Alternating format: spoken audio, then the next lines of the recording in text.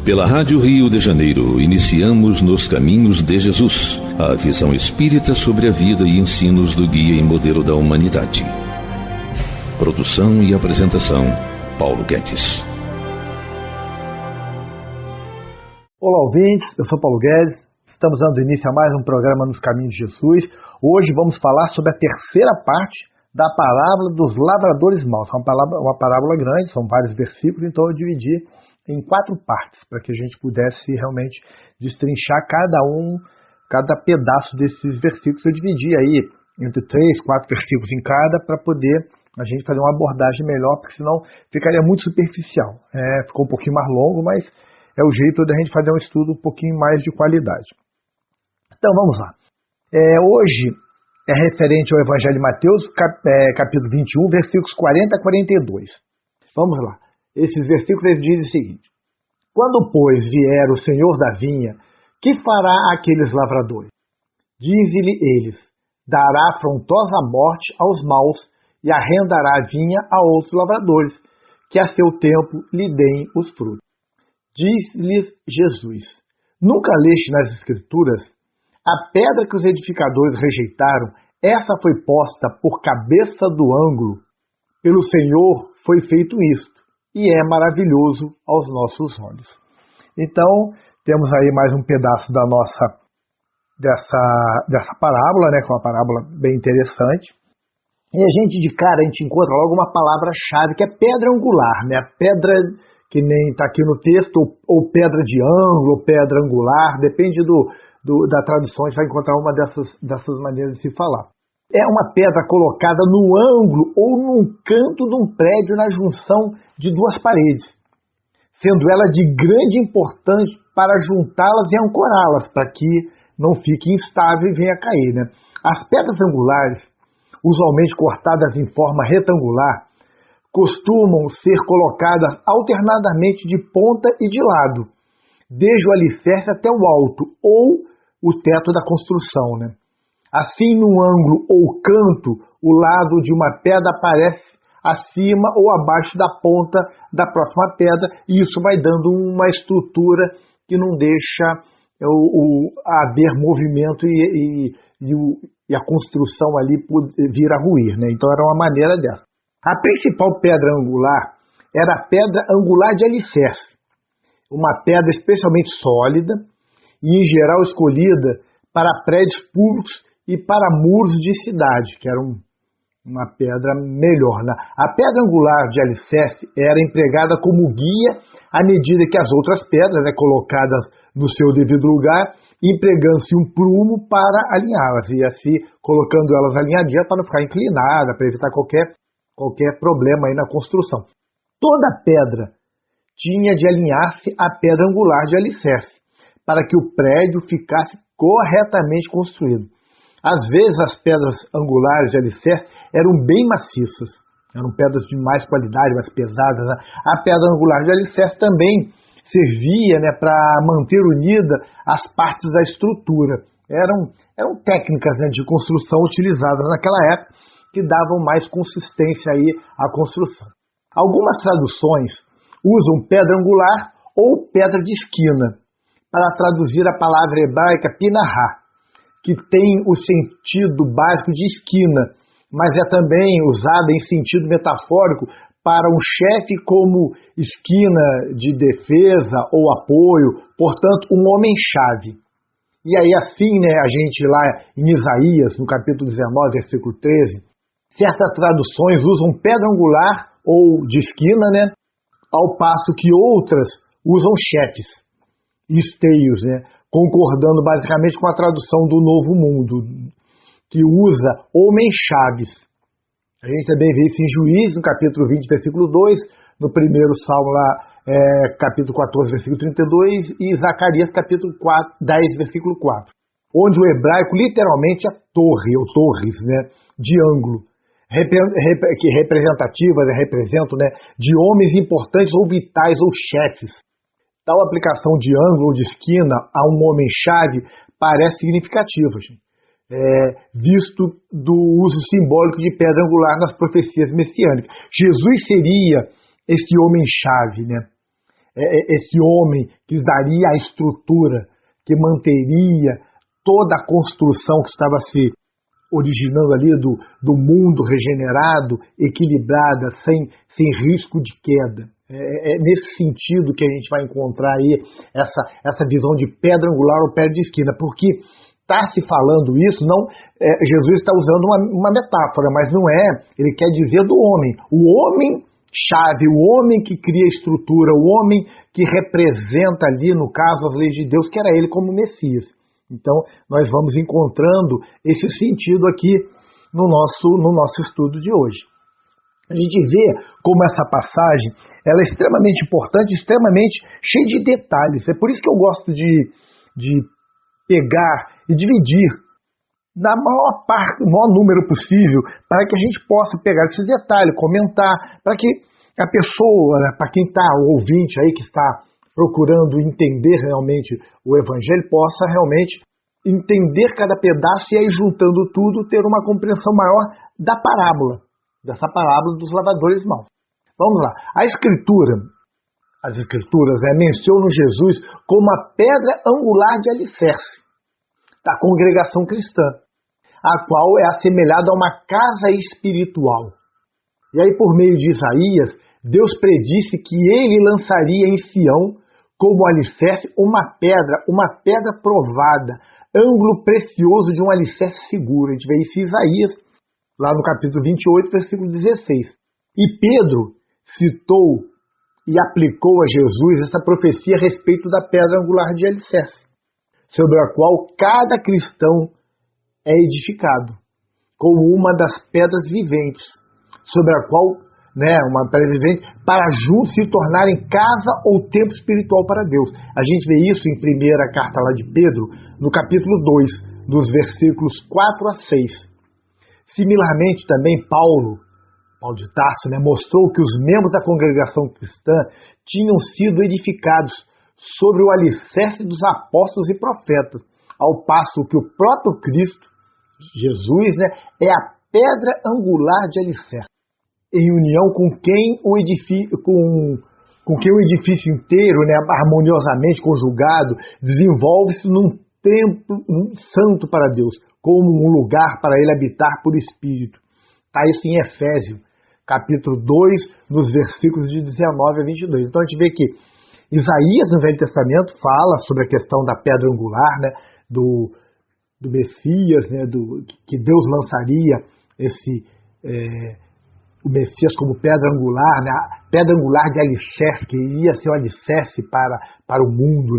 E aí, Pedro, lá na primeira carta dele, no capítulo 2, versículos de 4 a 6, também fala sobre isso, e Paulo de Tarso, em Éfeso, fala no capítulo 2, versículos 19 a 22, sobre o mesmo tema. A gente vê várias abordagens sobre isso, sobre a questão da pedra angular, da pedra de alicerce. A gente sabe, hoje nós temos novas técnicas de construção.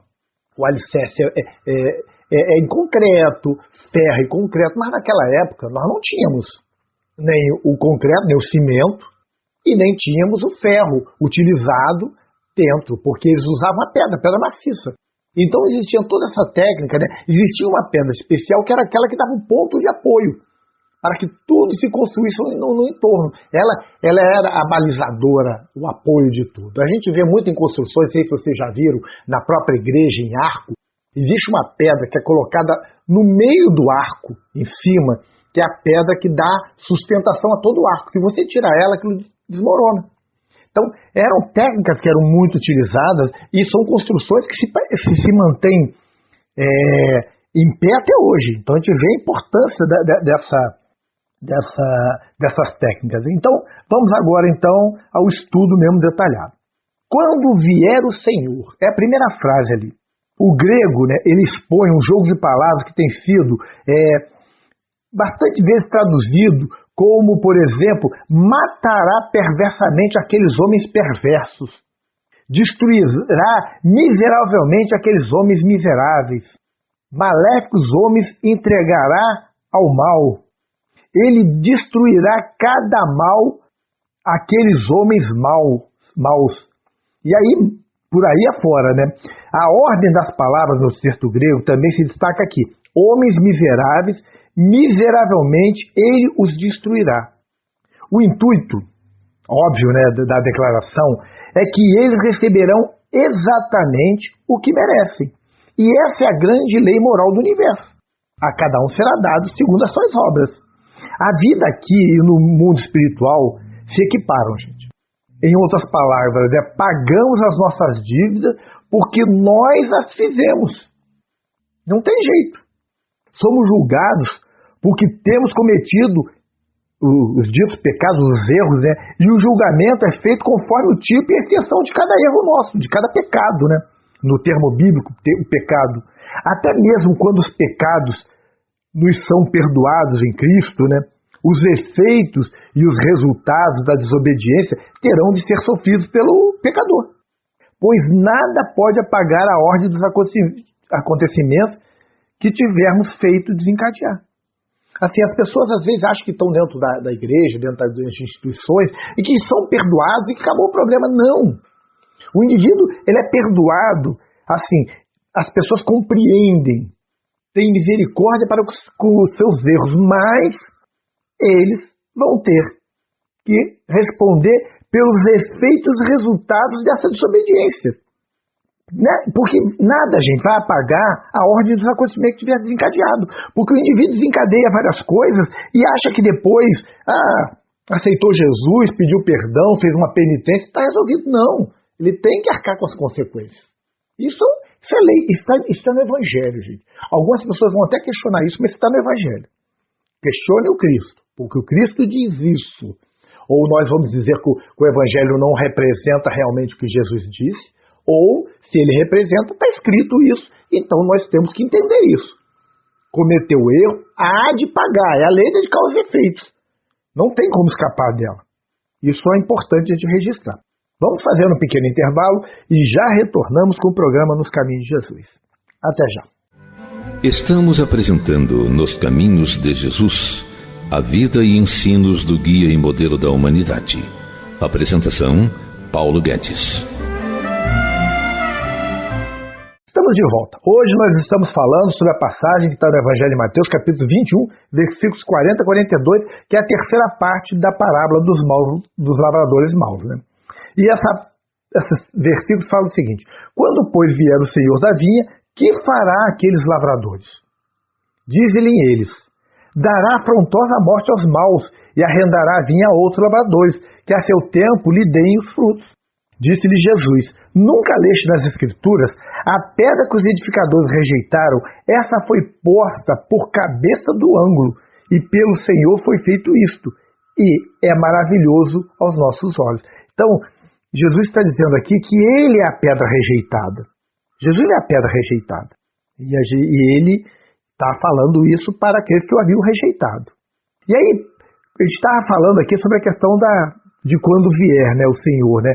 Quando esse motivo, por esse motivo, gente, é que os pecados contra o corpo são punidos mediante a morte do corpo. Né?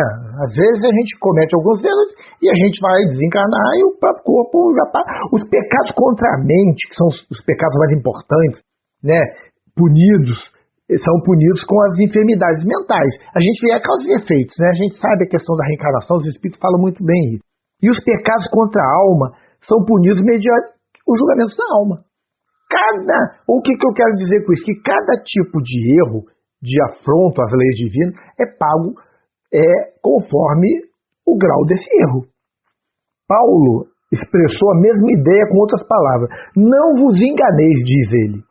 De Deus não se zomba, pois aquilo que o homem semear, isto também ceifará ou colherá, né? Porque o que semeia para a sua própria carne, da carne colherá corrupção.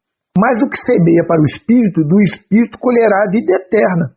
Gálatas, capítulo 6, versículos 7 e 8. Mateus apresenta a resposta à pergunta: que fará aqueles lavradores? Dizendo: fará perecer horrivelmente a esses malvados. Essas palavras foram proferidas pelas autoridades religiosas. E isso, gente, significa que elas mesmas determinaram a sua condenação. No caso de outros, podiam ver claramente o que deve ser feito.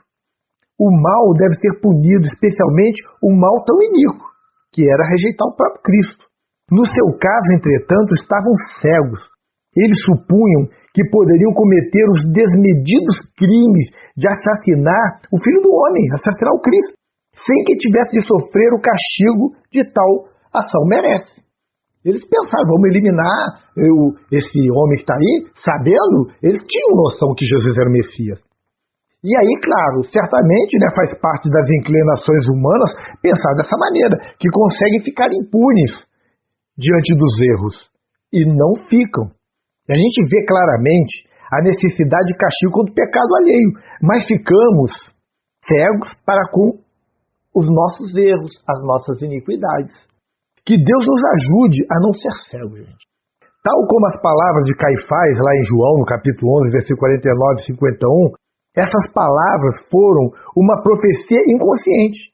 Talvez seja notável, que aqueles que assassinaram os profetas por um momento ocupassem o lugar dos profetas, predizendo a própria condenação. Pelo menos, neste caso aqui, disseram uma verdade. O juízo de Deus aqui referido começou com a morte e a ressurreição de Cristo. Expressou-se de maneira toda especial que a gente vai ver depois na destruição de própria Jerusalém, lá no anos 70 depois de Cristo. E aí tem tido diversas oportunidades de expressão na história antiga e moderna. E se expressará de maneira mais óbvia quando da regeneração da terra, com uma última e completa expressão quando chegar o momento aí de separação dos bodes das cabras. A gente pode ver isso lá em 1 Coríntios, no capítulo 15, versículo 23, e Mateus, capítulo 25, versículo 31, e 2 Tessalonicenses, capítulo 2, que é falando sobre esse tema. A gente vai abordando, vai entendendo, vai buscando, e vai juntando peças e vai compreendendo aí as palavras do Cristo e a interpretação daqueles da época sobre essa passagem. E arrendará a vinha. Trata-se de uma clara referência à rejeição de Israel por parte de Deus, do Cristo, e a sua intenção de formar uma nova nação, porque Israel tinha se fechado no seu orgulho. E qual é a nova nação? A nação universal, a nação do mundo, espalhar a boa nova, as leis de Deus para o mundo inteiro. E a gente vê que na época foi formada principalmente pelo povo gentílico, Os propósitos de Deus, gente, quanto à humanidade, não falharão. Mas os seus métodos podem ser alterados. Deus começou com Israel, mas Israel rejeitou o próprio Messias. E aí teve que mudar os métodos, expandir isso para outros povos. Assim, Deus recolherá os frutos do labor dos profetas, mas principalmente dos labores de Jesus Cristo, do trabalho do Cristo. Assim, pois, ele estabelecerá um novo reino e desenvolverá plenamente a sua vinha, que é a terra. Terá uma grande colheita e obterá muito lucro. O que é o lucro de Deus? Pessoas vivenciando as leis divinas. Enviará novos servos, mestres, profetas, ministros, que produzirão fruto abundante. Pessoas simples do povo, mas que entendam as leis divinas. Tanto Marcos como Lucas falam da entrega da vinha a outros, mas somente Mateus alude ao sucesso eventual da vinha, que ela daria novos frutos. Nem todos os filósofos confiam na vitória final do bem sobre o mal. Mas este texto aqui, ele assegura que podemos ter essa confiança. Os frutos não devem ser limitados apenas aos atos de justiça dos indivíduos ou das nações. Muito pelo contrário, devem ser aceitos como o grande sucesso geral de Deus, gente. Pois os seus planos relativos ao homem se cumprirão, que é o homem se reformando, é o homem se regenerando. O homem tem um destino imenso, até nos tornarmos Cristo. Será metafísica e moralmente transformado, segundo a imagem do próprio Cristo. E aí Deus cumprirá o alvo final, a despeito de todos os aparentes recuos. Parece que a humanidade não está andando, a gente olha para a Idade Média, tudo que aconteceu, o pessoal fala da Idade das Trevas, mas nós estamos avançando, o mundo está avançando. E aí fala nas Escrituras, né? Essa citação é extraída de Salmos 118, versículo 22 e 23 da Septuaginta. Apropriadamente, essa citação foi extraída desse salmo por ser o salmo do qual foi tirado o Halel, e que tantos entoaram para Jesus, quando de sua entrada triunfal em Jerusalém. Essa passagem tem ocupado importante papel na história da igreja, e muitos sermões antigos e modernos se têm baseado na mesma, nesse salmo, né, no Halel. Então, representa a porção essencial da esperança cristã e o triunfo final do Evangelho do Cristo. E aí a gente vai notar que Pedro usou essa seção em sua defesa ante o Sinédrio, em face de que devem tê-lo odiado. A gente vê lá em Atos, capítulo 4, versículo 11. E novamente Pedro a usou para defender a mensagem cristã. Está em 1 Pedro, capítulo 2, versículo 7. Utilizou-os para encorajar os crentes que estavam debaixo de perseguições, pois a esperança quanto ao futuro é necessária quando toda a esperança terrena se esvai. Quando a gente não tem mais esperança na terra, temos que ter esperança no futuro, na vida espiritual. Pedro sabia que Jesus triunfará, pois o tinha visto vivo após a sua crucificação. E sabia que os crentes da época, por semelhante modo, triunfarão em Jesus, da mesma forma que o Cristo triunfou. Pedro tinha certeza disso. A pedra angular era um item importantíssimo nas edificações daquela época. Tinha de ser firme e forte, porque era usada para juntar as duas paredes que se juntavam no ponto onde ela era posta. E a gente lê, né, que o templo tinha uma pedra angular de 5,80 metros de comprimento e 1,3 metros de espessura, o templo de Jerusalém. Qualquer edifício podia ruir se a pedra angular fosse defeituosa. A pedra angular era selecionada com muito cuidado, pois de seu caráter é que dependia a duração do edifício, bem como a sua segurança. Gente. E o salmista aplicou essa passagem à escolha de Davi como rei. Mas nos escritos rabinos, a gente vai notar que a passagem era compreendida como alusão ao Davi messiânico. Davi tornou-se um tipo de Messias em sua posição de rei, porque é nesse ofício que o Messias uniria e daria vigor à nação inteira. A passagem de Efésios, capítulo 2, versículo 20, menciona Cristo como a principal pedra de esquina. E este capítulo esclarece que a nova nação que seria fundada sob Cristo seria composta tanto de judeus como de gentios.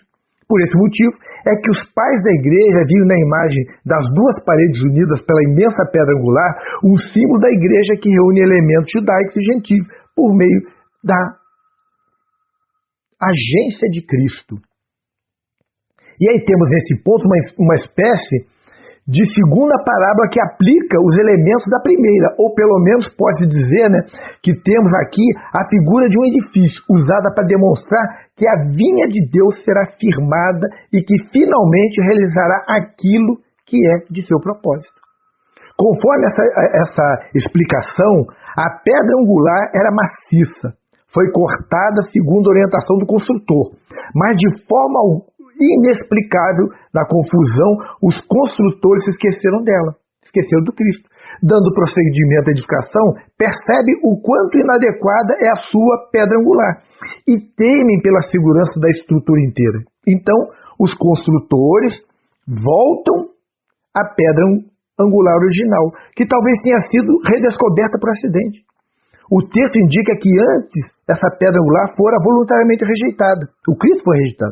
Agora, porém, os construtores, percebendo que essa pedra angular de que necessitam, remodelam as suas construções e a pedra angular rejeitada torna-se a pedra principal, a pedra de esquina. E aí fecha-se tudo.